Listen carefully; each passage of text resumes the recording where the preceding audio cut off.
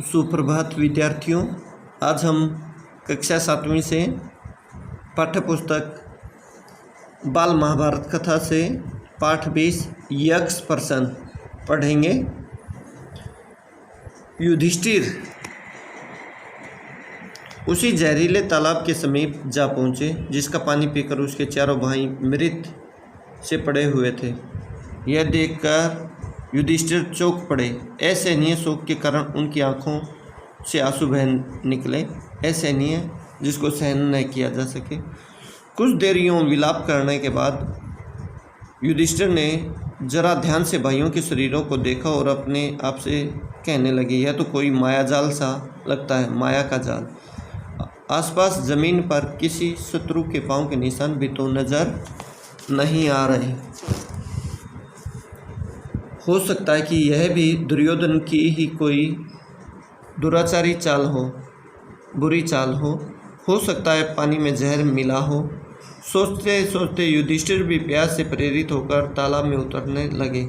इतने में वही वाणी सुनाई दी।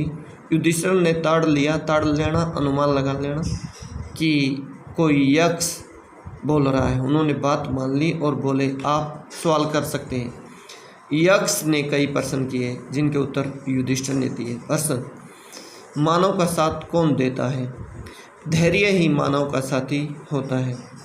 कौन सा शास्त्र या विद्या है जिसका अध्ययन करके मानव बुद्धिमान बनता है?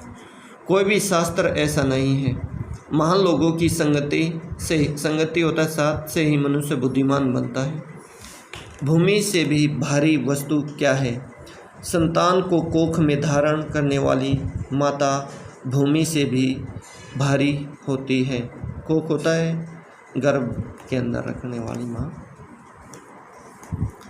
आकाश से भी ऊंचा कौन है? पिता अर्थात सम्मान। हवा से भी अधिक चलने वाला कौन है? मन।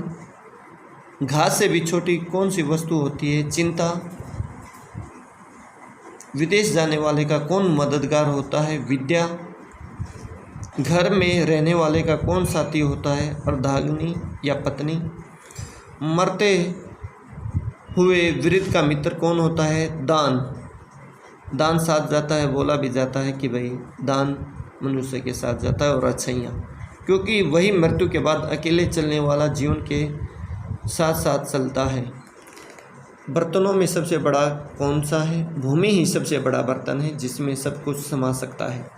सुख क्या है? सुख वह चीज़ है जो शील और सच्चरित्रता पर स्थित है। अर्थात शील होता है क्रोधित न होना या अच्छा स्वभाव और अच्छा चरित्र। इसी से मनुष्य को सुख की प्राप्ति होती है। किसके छूट जाने पर मनुष्य सर्वप्रिय बनता है? अभिमान के छूट जाने पर। अभिमान होता है घमंड, सबका प्रिय हो जाता है, सभी को अच्छा लगता है। मनुष्य घमंड छूटने पर। किस चीज़ के खो जाने से दुख नहीं होता? क्रोध के खो जाने से। किस चीज़ को गंवाकर मनुष्य धनी बनता है? लालच को। संसार में सबसे बड़े आश्चर्य की बात क्या है? प्रत्येक दिन आंखों के सामने अनगिनत प्राणियों को मृत्यु के मुंह में जाते देखकर भी बचे हुए प्राणी जो यह इच्छा रखते हैं कि हम अमर रहें, यही महान आश्चर्य की बात है कि भाई हम सदा जीवित रहें। इस तरह यक्ष ने कई अन्य प्रश्न भी किए और युधिष्ठिर ने उन सब के ठीक ठीक उत्तर दिए।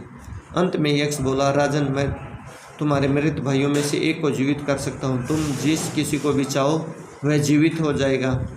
युधिष्ठिर ने क्षण भर सोचा कि किसे जीवित कराऊं। कुछ देर रुक बोले, मेरा छोटा भाई नकुल जीवित हो। युधिष्ठिर बार बार शब्द आ रहा है। युधिष्ठिर का अर्थ होता है युद्ध में स्थिर रहने वाला या युद्ध में जो न डिगे, वो युधिष्ठिर होता है। युधिष्ठिर के इस प्रकार बोलते ही यक्ष ने सामने प्रकट होकर पूछा, युधिष्ठिर, 10,000 हाथियों के बल वाले भीम सेन को छोड़कर तुमने नकुल को जीवित करवाना क्यों ठीक समझा? युधिष्ठिर ने कहा, यक्षराज, मैंने जो नकुल को जीवित करने की इच्छा रखी वह सिर्फ इसी कारण कि मेरे पिता की 2 पत्नियों में से माता कुंती का बचा हुआ एक पुत्र तो मैं हूँ। मैं चाहता हूँ माता माद्री का भी एक पुत्र जीवित हो उठे। जिससे हिसाब बराबर हो जाए। इसलिए आप कृपा करके नकुल को जीवित कर दें।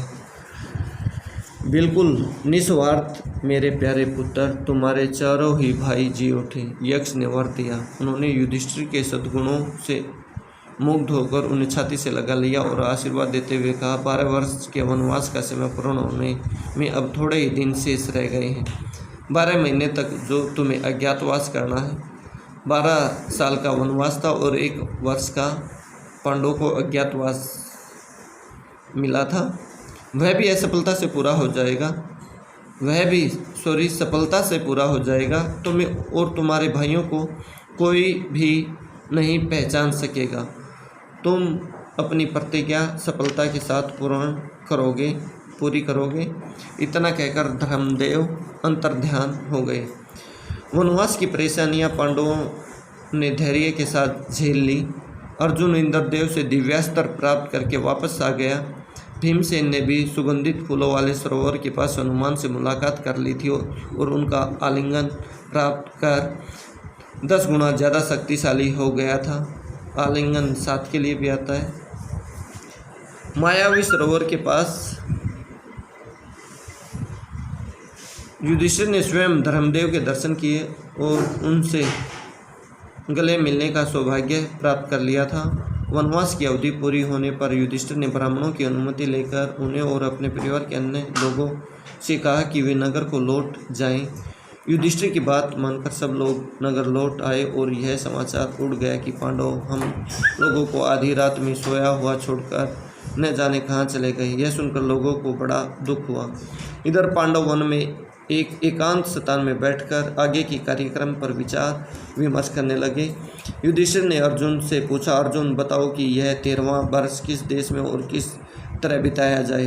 अर्जुन ने जवाब दिया, महाराज इसमें संदेह नहीं कि हम 12 महीने बड़ी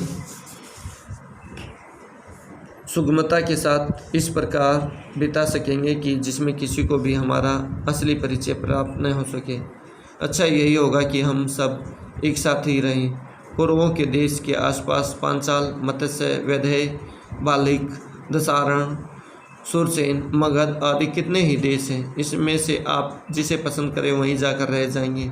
यदि मुझसे पूछा जाए तो मैं कहूँगा कि मत्स्य देश के में जाकर रहना ठीक होगा। इस देश के अधीश राजा विराट हैं। विराट नगर बहुत ही सुंदर और समृद्ध है। मेरी तो ऐसी ही राय है। आगे आप जो उचित समझें। युधिष्ठिर ने कहा, मत्स्य और अधिपति संधि की गई है। राजा विराट बड़े शक्तिशाली हैं। दुर्योधन की बातों में भी वह आने वाले नहीं है। अतः राजा विराट के यहाँ छिपकर रहा जाए। तो इस प्रकार से विद्यार्थियों आपको पाठ 20 बड़े ध्यानपूर्वक पढ़ना है और कठिन शब्दों को रेखांकित करके उनके अर्थ ढूंढने हैं आपको। तब तक के लिए धन्यवाद।